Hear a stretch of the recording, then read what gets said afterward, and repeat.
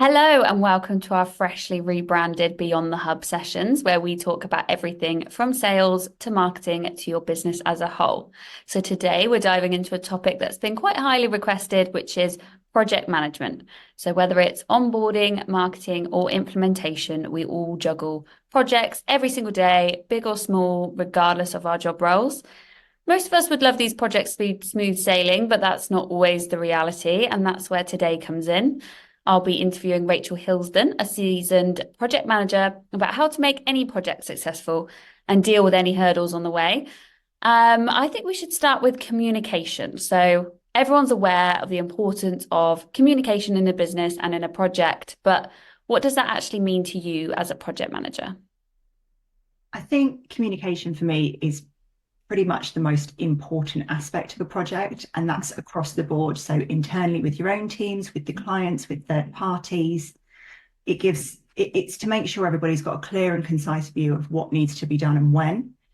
And I think really one of the most important things is early on in the project, having that communication plan with the client and with your internal teams, getting in place, the cadence of calls and reporting and the right people to contact at what time. So yeah, I think communication is the key to success with the project. And how do people go about doing that? What are your best practice strategies, tips for that? It's imperative. I think it's imperative to have open communication. Mhm. Things happen in a project. Not everything always goes to plan, and things can slip, and people can be off or something. There's always going to be something that means you're going to have to be open and honest, and that is the best thing to do. If you're honest with your client and upfront, then you can have really quick resolutions to things. And I think trust also is a huge part of a project. And I um, guess they kind of go hand in hand, right? Like if something's going to be late and you tell them straight away, as long as when you know something's going to be late, they're going to trust you then to come to them with any problems. Absolutely. Yeah, it really does go hand in hand. And I think it's a huge thing for the project managers to have a relationship, but also for the project board, I think, to trust the project managers on both sides, because at the end of the day, they're the ones that are going to be, on everyone trying to make everything move. And so yeah, trust and again, communication, Yeah. key. Okay. And I guess it depends on how big the project is, about how often that you communicate and you set those meetings up. But for you, what's your kind of standard communicate? Is it daily meetings? Is it daily catch-ups? Is it hourly? Well, it depends on the phase of the project, I guess. If you're in a go live week, you might be on the phone to somebody hourly. Size plays a big part there, but also the type of client, the actual type and complexity of the project. Mhm. I like to set up very clear project governance at the beginning of a project.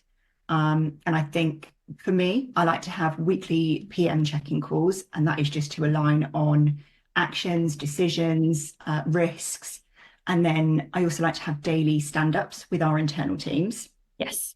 That is just to make sure everyone's on the same page, everybody's got a clear idea of what their deliverables are. Everyone can then flag to me if there's any issues or problems, and I can go back to the client.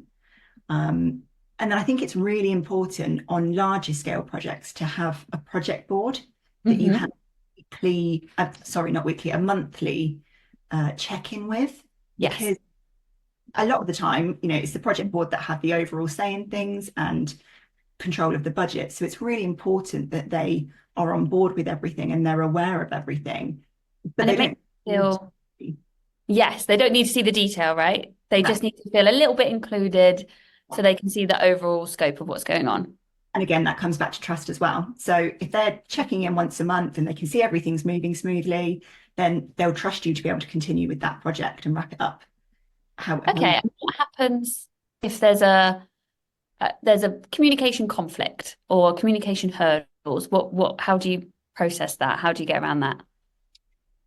so internally or externally? Is it different the way that you handle it internally and externally for that? Yeah, because internally it obviously is different because you tend to be closer to your internal teams and you can go up to them in the office or give them a quick call. Externally, it's harder because it might be that someone's off sick and you don't realize, and there's something you really need to flag. So again, having that governance in place early, and also like a RACI matrix to say, if X person isn't available, then contact Y. Mm-hmm. For those who don't know what a RACI is, if they're just, they're just starting out with a project, they're not necessarily a project manager, but they want to learn how. What is a RACI document? So it's a document that works. So RACI stands for responsible, accountable, consulted, and informed. Mm-hmm. And you would go through with your project team. Well, usually the PM would create it with the project team, and assign a role to for each person to one of those. So as an example, let's say a weekly report to be sent out every week. Mm-hmm. Be responsible for that. And accountable for that actually being actioned. The consultant would be informed, and the project manager on the client side could also be consulted dependent on what's been going on that week. So it is really assigning roles and making sure that there's more than one person that needs to be aware of something, just in case. Especially if people are going to be off sick and things. So would that be done right at the start? 100%. Yeah. Okay. And then you said internally you'd go up to people, but what about with remote workers? Because a lot of times internally, externally, we're all kind of remote hybrid now. So where does that kind of fit in with it? I think, again, the internal stand-ups, daily stand-ups help a lot with that, because you have it first thing in the morning, so you immediately know if anyone's off sick. Yes. Or your coffee or after the coffee. First couple of coffees. So that's a massive help, having morning internal stand-ups. I think most companies have like a chat now. So, using whether it's Slack or Teams or whatever people are using, it's a real quick and easy way to stay in contact with people, because emails are easily missed. People are really getting on with what they're doing, especially if they're doing development or coding or something like that. It's easy to just get stuck in what you're doing. So having a little chatbot is I think it's made a huge difference with remote working. Mm-hmm. You get to feel a bit more connected with each other as well, don't you? Yeah. And it's easy to just drop a message like, oh, FYI, just thought of this. And actually, it may be something really small that's worth knowing, but doesn't warrant a call or an email. Don't want to take up too much time. Exactly. Yeah. Okay. I think we've kind of covered off communication, which you said is the absolute key to a successful project. But also, I think we should talk about the goals. So goals are a cornerstone of a successful project, and unclear goals obviously can hinder productivity. So how are you going to ensure that your project goals are well defined? What steps do you take to align the team on these? Okay. I personally think it's really important for client goals to be defined in the sales process. Mm-hmm. It's really helpful when you get a sales handover to the project team where you know what goals you're working towards, so you can ensure that your immediate interactions with the client are tailored to them. Mm-hmm. And then in the project kickoff, I would generally do a whole slide around the goals and the objectives that we believe would be required to meet those goals with the client. So it's open communication right from the start to be like, do you agree with this? If not, why not? Exactly. And I think you'll often find as well, when people start talking to the project team and having the consultants involved, it sparks other ideas. So you're bouncing off each other. Exactly, yeah. And then you could be adding more in, but that's okay, because it's before you've completely defined the scope of the project. So I think, for goals, it's important to know up front what the client's looking for, but also allow the flexibility of having those conversations in the kickoff to double check that we've got the understanding right, from a hand. And where does this sit in terms of, because obviously right now, obviously we're an agency, so we run a lot of projects, but you haven't just worked in agencies, you've worked in-house as a project manager before. And is it the same process? You kind of had that right at the start, open and honest. Does everyone agree on this?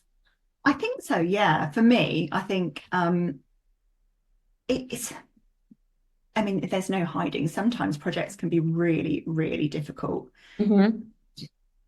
You can get sort of different personalities working together. Some people like to take everything away and plan everything on their own. And but for me, the way of working, I think it should be really collaborative with the clients. You know, you've got real specialists in areas. So it could be that the objective to a goal I think is X, but actually a consultant comes in and says, oh, but we could do this and achieve it this way. And, you know, I think collaboration is really high value in project work. It sounds like with a project, people, and especially the project manager, needs to put aside their own egos a little bit and take in everybody else, which it sounds like it could be quite hard. And you've mentioned different personality types there. So how do they kind of fit in? Do you have to change how you talk to people? Mhm. Yeah. It's a simple yes for this one. Yeah, I think it can be difficult. There's no hiding from that because everybody works differently, everybody thinks differently, you know, everyone talks differently, messages can be misconstrued. And uh, I think it's about learning the team that you're working with. And obviously, as a PM, you have to do that very quickly. So any background work that you can do is great. Yes. But I think you can look at the different personality types and make some assumptions from there. Yes. And not all businesses do what we do, where we do a test to find out what our personality types are. We have to read a book during our onboarding at this our company. So we read Surrounded by Idiots, which I will link below. And there are 4 different personality types. So there's red, which is dominant, yellow, which is quite extroverted, blue, which is quite detail orientated, and then the green are quite cooperative, but they like to think about things a little bit. So run me through those 4 and how you would approach them. So the red to start with, the dominant. Yeah. So red people can be quite difficult to work with at times because they need clear instructions, which is great from a PM. You think, right, run off and do it, and that's fine. But they have a tendency to make a split decision, which might not always work. So that's something you kind of have to think about with a red. Quite impulsive. They don't have time. They just want to get Get it it, done. it down on paper, well, not even paper half the time. It's just right, get it done. This is what we've done, and you kind of have to take a step back and think, right, what does that impact? And Mhm. so, yeah, it can be difficult with a red. It can be difficult with a yellow. And yellows are very extroverted, aren't they? Absolutely, yeah, they're extremely creative. They have loads of ideas. You can almost like look at a yellow sometimes and see 50 ideas going through their head. It's wonderful with clients who need some guidance on what they not necessarily what they're looking for, but how to get to where they want to be. Mhm. But I think from a project management point of view, it's about reining that yellow in and saying, that's great, we've got these clear objectives now, and we need to actually get them done. So it's about following up with a yellow and just making sure they actually finish the idea. Bringing them down to earth a little bit. Sometimes they can float around in the skies. And then blue, which I think would probably be the easiest ones to manage, right? Like they're very detail orientated. Generally, yeah, which is great because I obviously as a project manager, I think communication and documentation is wonderful. Oh, Yeah, a lot of people are like, what? oh. Love a spreadsheet. Yeah, so with the blue, I think there can be conversations, but it's always good to follow up in writing with the blue. They're interested in the detail. They want to see the reports. They want to make sure they can see the Gants that everything's running to track. And so Ask a lot of questions. exactly, yeah. But I think for me, it makes me a lot clearer. I really enjoy working with blues because in a project world, it's nice to get that detail. Yeah, they'll complete and finish that, definitely, not like a yellow would. Which brings Exactly, me all the to raining in. exactly. So the last ones are green, so they can be a bit they think about things a lot. Yeah, Yeah. absolutely. I think, which is obviously always great, but with the green, you need to, I think, sort of set clear deadlines and boundaries on a piece of work, because they like to think things through, it can sort of let things slip. Mm, They don't mean to make things slip. It's just that they are spending so much time thinking about it because they want to make sure it's right. yes. And so follow up with a green is just checking in and being like, how's everything going? And we're supposed to be delivering this. And A lot again, of communication. yeah, Yes. communication are great for that, because it gives you that daily check-in and it gives each individual in the project team accountability. Yes. And in that, I suppose it comes to motivation as well. Keeping each of them motivated is probably a little bit different. So how do you approach team motivation when everybody is so different? Well, it can be, again, hard, because project fatigue is a very, very real thing. If Hmm. you have been working on a project, it could be a couple of days a week over a year, or every day for 3 months. You just feel like you're getting nowhere sometimes. And I think having those daily stand-ups and just even having that little bit of chit chat to start off with, and remembering that we're all friends, and because it can be frustrating at times because people work differently. Yes. So having that, but also taking a step back and reviewing as a team where you've got to at that point, looking at Mm. milestones that have been reached across that timeline. You've usually worked on a timeline right at the beginning of a project, and whilst yes, things may have slipped, you're already going to be a percentage of the way through. Yeah. So that positive look at what we've done as a team, like we can do it. I think that kind of goes across all personality types, doesn't it? I mean, it strokes everybody's ego a little bit.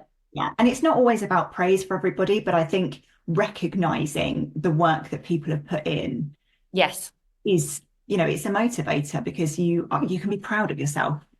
Yeah. And it makes everybody feel a little bit special. Yeah, exactly.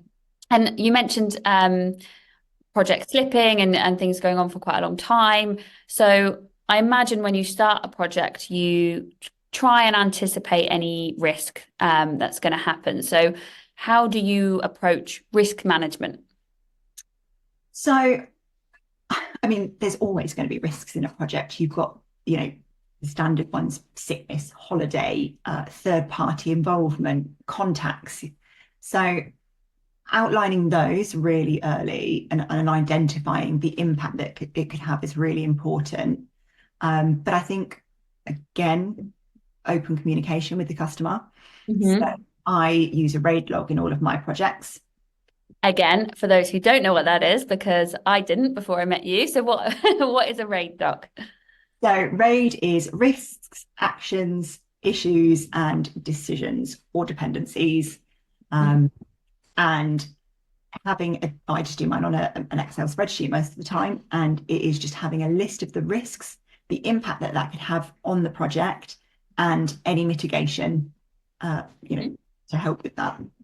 Is that something that you update as you go along, or is that one every week? Okay, wow. Yeah.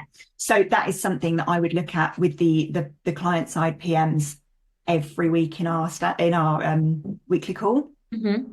because obviously it should have everything on it: risks, actions, issues, decisions. So it's just having a quick review. Some weeks there'll be nothing to update on. Yeah, lovely. That's what we want.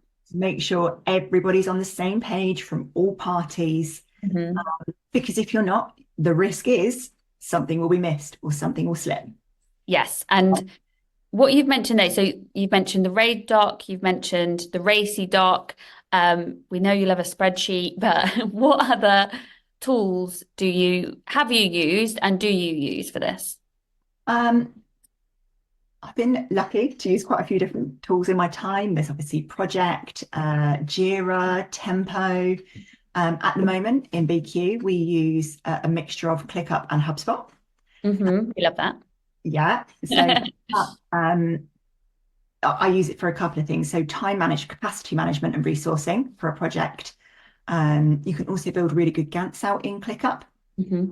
So I tend to use the project section of HubSpot to write out all of the tasks, because all of the internal teams can go in and see that, see what they need to do, see what's assigned to them. But in ClickUp, all they need to do is go and log their time.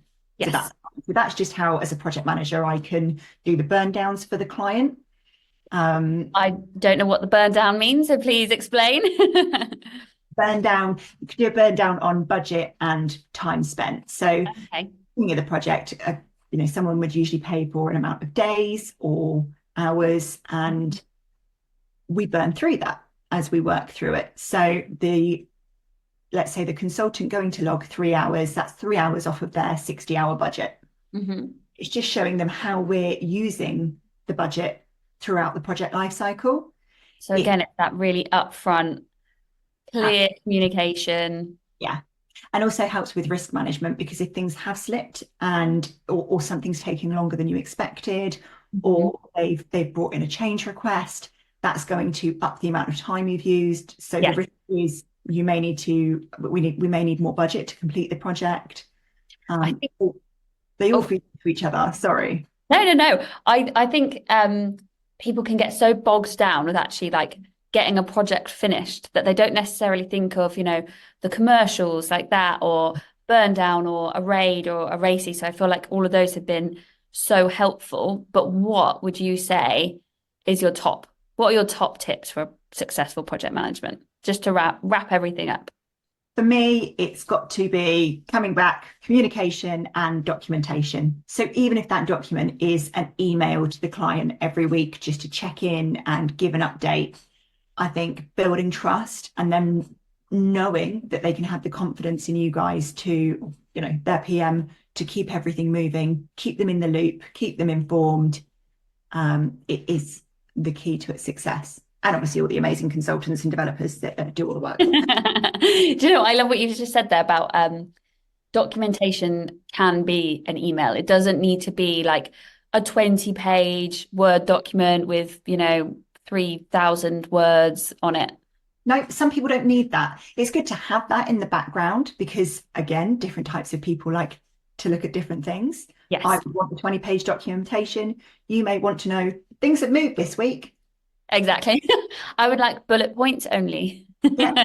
So I think it's really important to be able to, again, read your clients, see what they need, keep things in the background if they don't need it. And then if they did ask for it, it's there. But yeah, for me personally, it's definitely communication and documentation is really important in a project. I love that. Okay, so I feel like if somebody's listened to what we've just talked about, they should have the key principles to run a successful project. And it all comes down to those three kind of things that you've mentioned: communication, trust, and documentation. And open, honesty. Open and honesty. Yeah, absolute transparency is one of our values that we talk about a lot here. Okay, I think that's all of my questions rounded up now. But if there's anything else that you want to add, or I think we've pretty much covered it, haven't we? Yeah, I mean, I could talk a lot about project management, but List out all of the spreadsheets that you have. Amazing. Thank you so much for joining us on Beyond the Hub today, Rachel. I think we've all learned quite a lot about project management. thank you.